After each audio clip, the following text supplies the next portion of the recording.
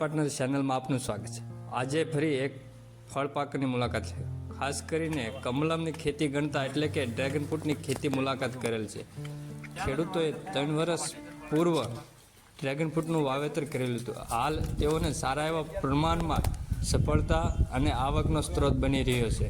તેઓના મત મુજબ તેઓએ પોતાના જ પ્લોટનું સારા એવા પ્રમાણમાં જેઓ વિકસેલા છોડમાંથી પોતે પીલાઓ કાપીને રોપા સ્વરૂપે પોતે જ એક નર્સરી સંવર્ધન કરીને તેઓ નવો બ્લોક બનાવેલો છે।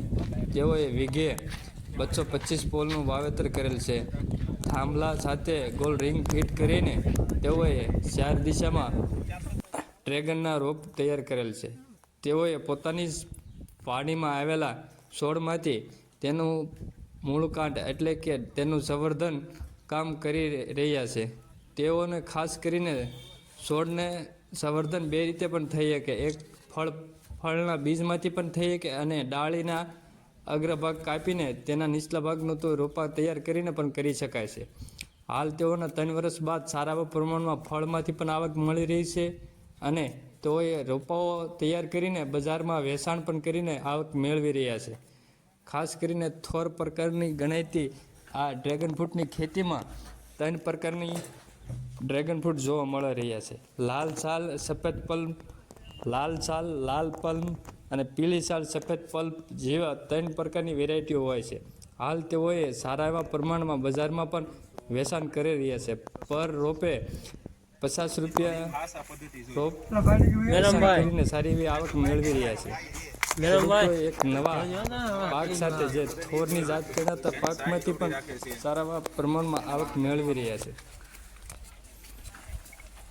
ખેડૂતો અત્યારે હાલ સારામાં સારું સફળતાપૂર્વક ખેતી કરીને બીજા ખેડૂતોને માહિતગાર બને છે। હાલ તેઓને વાવેતરના ખાસ કરીને પાળા બંધાવીને ડ્રીપ દ્વારા પિયત ખાતર કે વગેરે આપીને સારા એવા પ્રમાણમાં આવક મેળવી રહ્યા છે। તેઓએ એક નવા અનુભવોથી તેઓએ ઓફ સિઝનમાં પણ ડ્રેગન ફ્રૂટની ખેતી કરવા માટે રાત્રિએ બલ્બ ગોઠવીને ઓફ સિઝનમાં પણ ફળ પાક મેળવી શકાય તેની પણ વ્યવસ્થા કરેલ છે।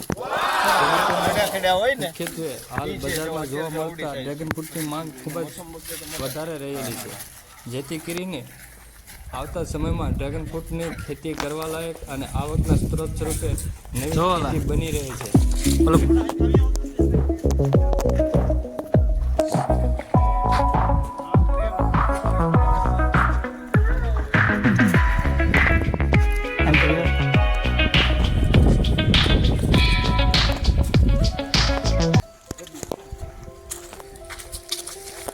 ડ્રેગન ફ્રૂટની ખેતીમાં ખાસ કરીને એકરે 5 લાખ જેવું રોકાણની જરૂરિયાત ઊભી રહે છે।